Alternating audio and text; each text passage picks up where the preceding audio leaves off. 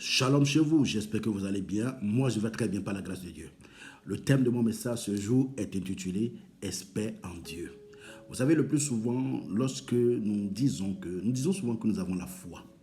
Mais il suffit juste que les problèmes se pointent à l'horizon et là, notre foi ne tient plus debout. Et là, nous dandinons de gauche à droite. Nous ne cherchons pas nos propres moyens de régler les problèmes. Et pourtant, nous avons dit que nous espérons, nous croyons en Dieu. Vous savez, il n'y a pas de la foi, il n'y a pas la foi sans les épreuves. Lisons ce passage de Somme chapitre 25, le verset 3, qui dit exactement ceci.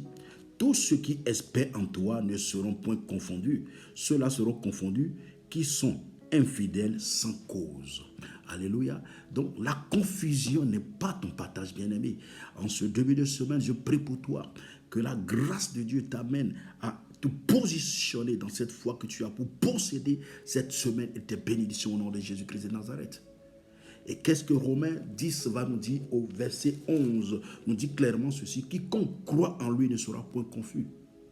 Alors pourquoi tu manques de foi lorsque les problèmes sont là?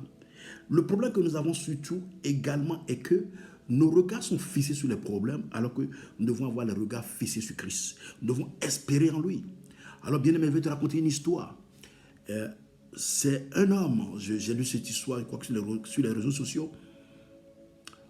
Un avion avait un problème dans les airs et tous les passagers à bord priaient. Chacun priait dans sa langue. Chacun faisait sa prière. Chacun implorait son Dieu.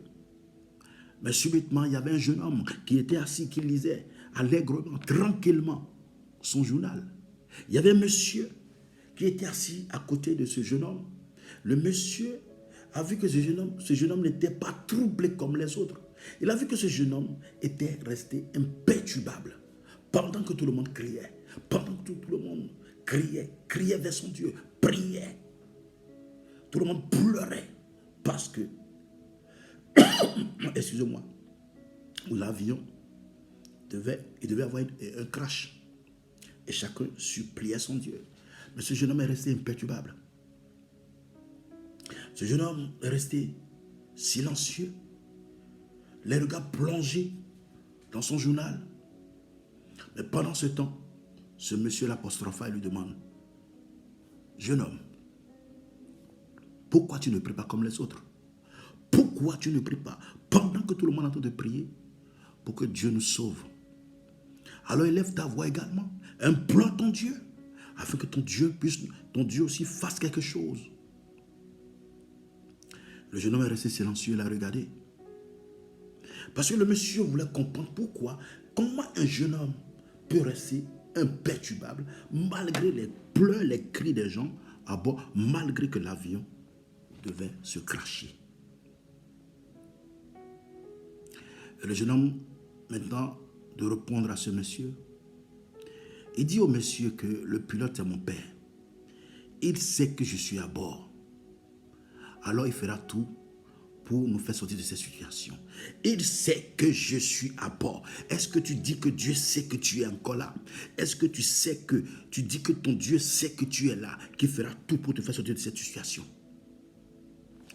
Oh, tu pleures, tu dis à Dieu: oh Dieu, regarde ma situation.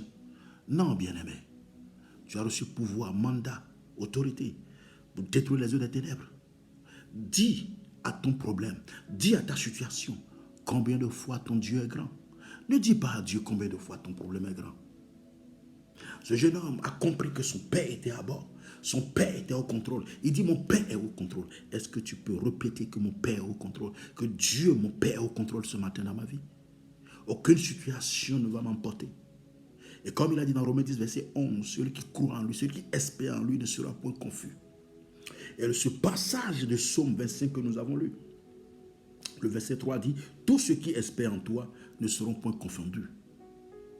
Donc il est impossible que tu te confies en l'Éternel, que tu espères en lui et que tu sois confondu. Alors je vais prier pour toi en ce début de semaine. Une nouvelle semaine, un nouvel objectif. Alors je prie pour tes projets, je prie pour ta vie de prière, je prie pour ta vie professionnelle, je prie pour tout ce que tu n'as pas reçu encore. Je prie que tu espères en lui. Parce que c'est en espérant en lui que tu vas recevoir ce que tu n'as pas reçu. Dans le nom de Jésus, peut-être ta vie de prière est à terre.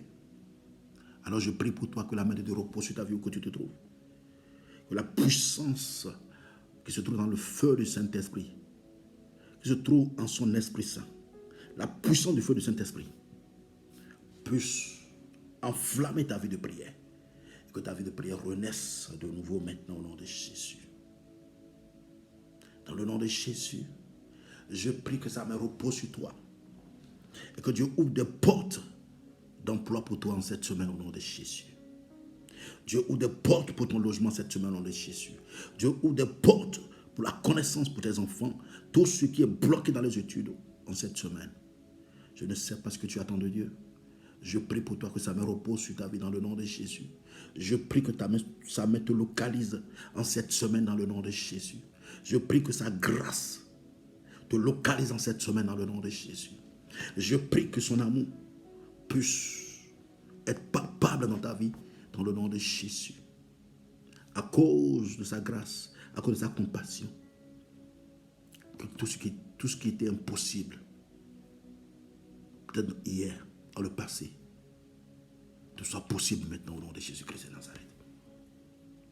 Dans le nom puissant de Jésus-Christ de Nazareth, sa grâce te touche. Toi, femme qui n'arrive pas à enfanter, que l'onction de la procréation, de la fécondité, de la fertilité soit ta portion cette semaine au nom de Jésus-Christ de Nazareth. Dans le nom puissant de Jésus-Christ de Nazareth, je sais que tu vas témoigner.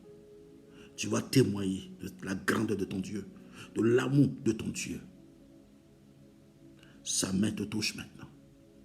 Alors que cette semaine soit une semaine de bénédiction pour toi. Une semaine de grâce, une semaine d'élévation. Une semaine où tu verras l'amour de Dieu, la grandeur de Dieu, la main puissante de Dieu reposer sur ta vie, partout où tu iras dans le nom de Jésus. Que sa grâce soit avec toi tout au long de cette semaine. Dans le nom puissant de Jésus-Christ de Nazareth.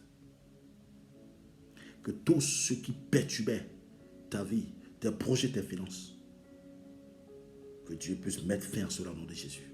Espère en lui et tu ne seras point confus. Espère en lui et tu ne seras point confus. Je te pose la question, comment tu vas faire pour le reste de jours qui restent pour la fin du mois. La fin du mois est déjà là, bien-aimé. Je te pose des questions pour comment le mois suivant va être. Espère en lui. Dépose ton fardeau à ses pieds. Dépose tes fardeaux à ses pieds. Tu ne peux pas continuer à garder tes fardeaux en croyant qu'il est capable de le faire. Non. Non.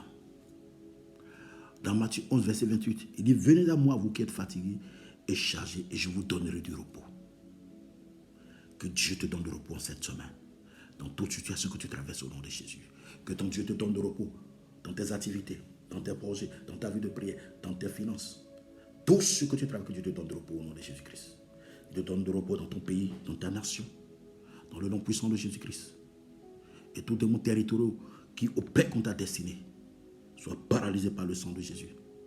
Je libère la bénédiction de Dieu sur toi en cette semaine, au nom de Jésus-Christ. Espère en lui et tu ne seras point confus. Au nom de Jésus-Christ. Sois béni.